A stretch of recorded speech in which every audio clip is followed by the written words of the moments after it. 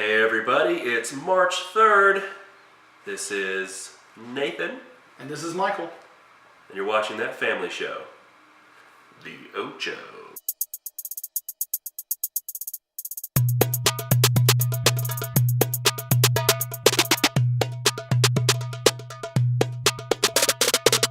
So Michael, I was looking at what happened on this day. I like doing this every now and again, checking out the interwebs to see what happens on a certain day.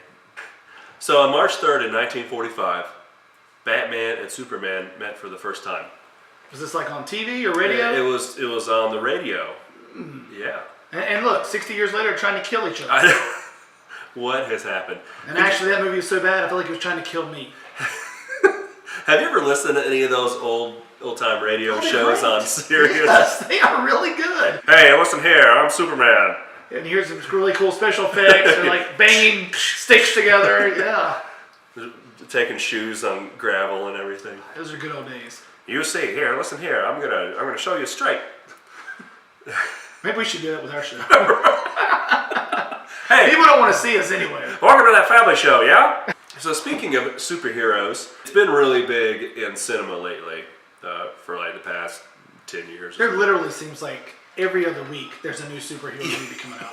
I like the comic book movies. A lot of people say, "Oh, Hollywood, why don't you come up with a new story?" Like, it's the same voice you just used for the radio guy. I know, hey! But you know, if it ain't broke, don't fix it. And there's so much out there in comic book land that makes for good movies, especially now with the special effects and everything that's out there. What, and this does not have to be in any specific order, top 5 superhero films. Go. Man, I'll tell you what's not in my top 5. Okay. That is any DC movie. They are all garbage. And let's talk about that for a minute. Why? What? Okay. Why are they so bad? They're just horrible. They're Why are they so bad? The acting is bad. The dialogue's bad. They're dark. There is not one shred of comedy. Anything to like bring up a chuckle throughout the entire movie. They're awful. Are you lumping in The Dark Knight with that? People need dramatic examples to shake them out of apathy, and I can't do that. Yeah, Oh, no, I enjoyed The Dark Knight trilogy. That was some good stuff. Or even the Michael Keaton Batman. You want to get nuts? Come on, let's get nuts. okay. Like, that's good. Compared to the stuff that Marvel is producing, it don't compare. Right. It really doesn't. So as far as complete movies, Okay. Again, like the Dark Knight movies with Christian Bale, Yeah. really good. Yes. Christopher Nolan, top-notch But stuff. again, if you want to go to this movie with something complete, like I said, I like good dialogue. I want at least a little bit of humor thrown in there. I'm just not a huge special effects guy. I want more story. And I think what Marvel does really well is their casting. Oh, absolutely. That's what makes it. Mm-hmm. So yeah, I think, and I'm gonna go on record. I am very biased. I've been a comic book collector since I was knee high to a grasshopper. Hey. And so I still have thousands of Spider-Man comics, and that was always my guy. So I've always been a Marvel guy. I've never been a DC guy.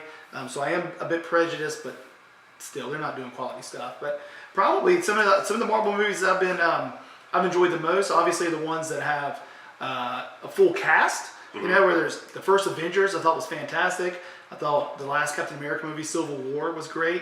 You get to introduce some of the newer characters and kind of see where they're going with the second generation now of movies, and maybe some lesser known characters to the general public. Those are both excellent films. I really enjoyed the second Captain America, Winter Soldier. Thought it was just a great movie, just top to bottom. Just really good action, really good story. Kind of grabs you. But probably my 2 most surprising that are in my top 5 that just kind of came out of nowhere was Ant-Man and Doctor Strange. Absolutely love those characters, love what they did with them. Just really, really good movies. And probably one of the best, if not the best, Marvel movie out of everything that's been done.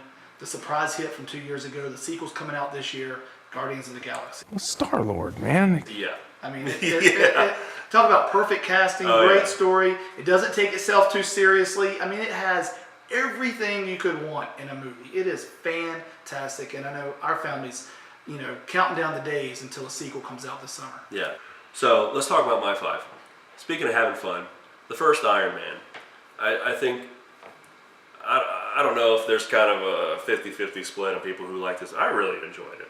I think it was a great, semi-comeback for Robert Downey Jr. Truth is,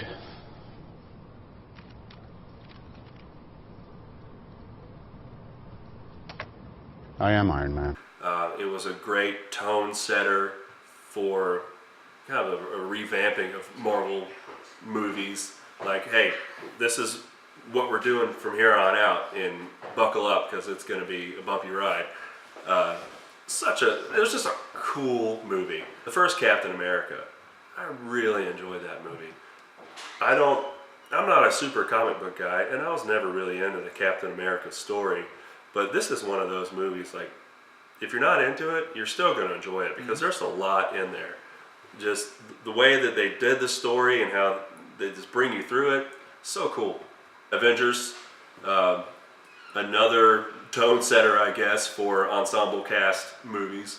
A lot happening in there, and I enjoyed all of them so far. X-Men, Days of Future Past. There's some people that don't really like that movie. The first batch of movies is, I don't know. See, I'm the opposite. I loved the very original X-Men movie. Yeah, maybe like I really 1 and liked 2 or it. something. Yeah, I really liked that one, and I loved First Class when they kind of brought in the younger X-Men. Yeah. I thought both of those were really well done. Trying to merge the two for me it just seemed clunky. What's interesting about that is that's very comic booky. Mm-hmm. Like, you've got to suspend your disbelief all the way, so you can't sit there and go, well, that's just stupid. Like, then you've never read a comic before, because there is some stupid stuff that happens in comics to explain things away. So I kind of as a whole, I appreciated it for all. You've got some campiness in there, and then you've got a real creative way of telling a story. And for the most part, I guess it kind of, there's some plot holes and stuff in there, but overall, it kind of holds up. That's a hard way to do a movie, and for it to really, really work out. There's going to be stuff in there that doesn't work, and you just have to say, well, no one else is really doing it this way, so at least they tried. And that's just long way for us to say, Logan starts this weekend.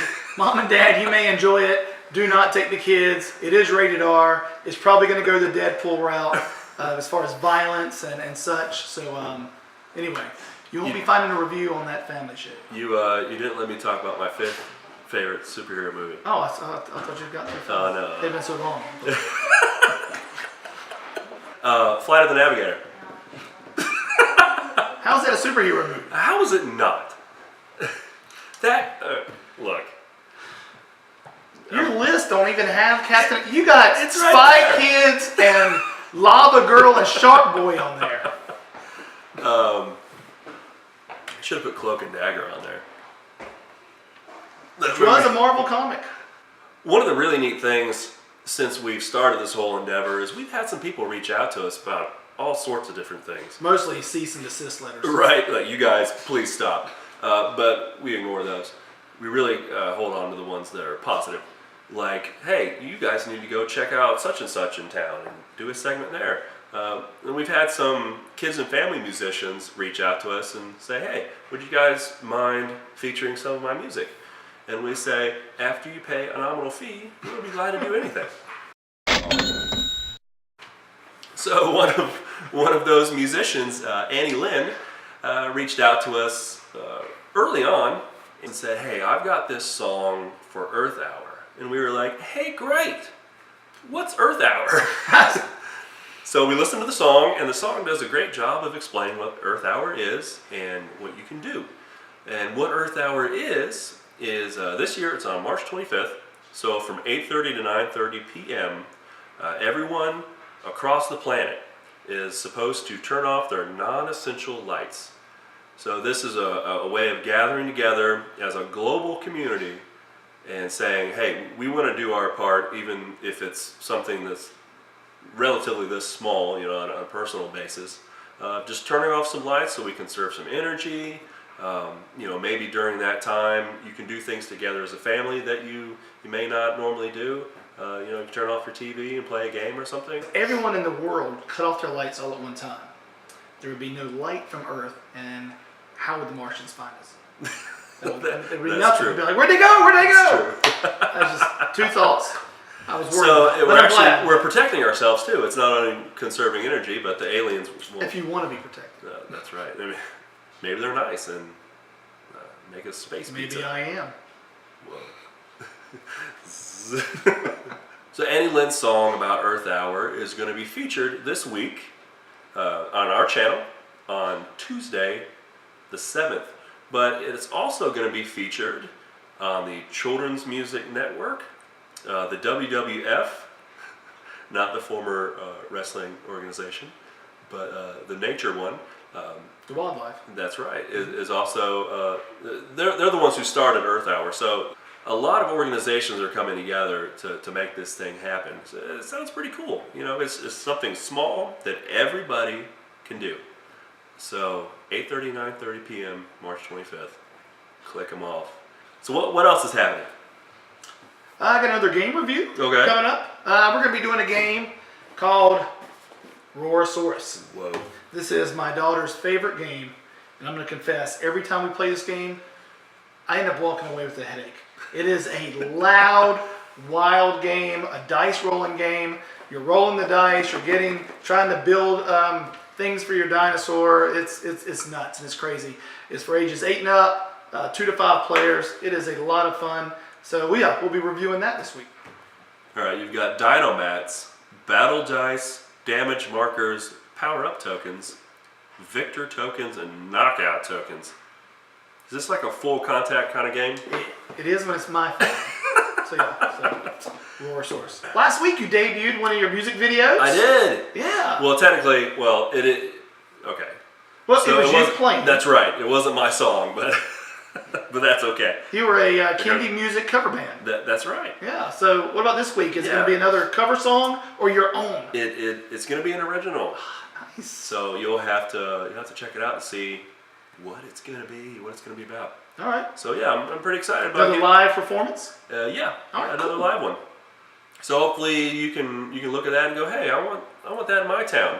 So just reach out to us and we can make that happen. Again, for a nominal fee. Right now it's basically a sandwich. Right. I mean, Feed us. I take that too.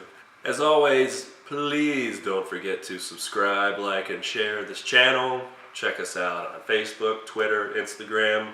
No Pinterest. Not yet. Not yet. Hey, but we did enter a new realm of entertainment. We are now a podcast. Right? So tell them about that. Where That's we right. set up at? Where can they listen? If they're just in their car and they can't set up the phone to watch us, they can listen to the all the That Family antics. Show podcast. Right. Yeah, we're hosting our stuff on SoundCloud right now. And a couple of different ways to get there. The link will be in the description of this video. You can go to thatfamilyshow.com and get to it from there, from the main page. Or you can search for us on soundcloud.com.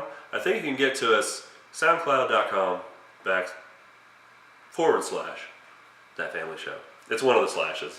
Just try and find out what works. But yeah, we're starting to get all over the place. Thanks a lot for joining us again. It's been a great 8 weeks here at That Family Show. We look forward to 8 more, and We're just going to take it eight weeks at a time. 8 weeks at a time. If we can do that, that's not asking too much. That's right. All right. Well, thanks a lot. This is Michael, And Nathan. and we're That Family Show.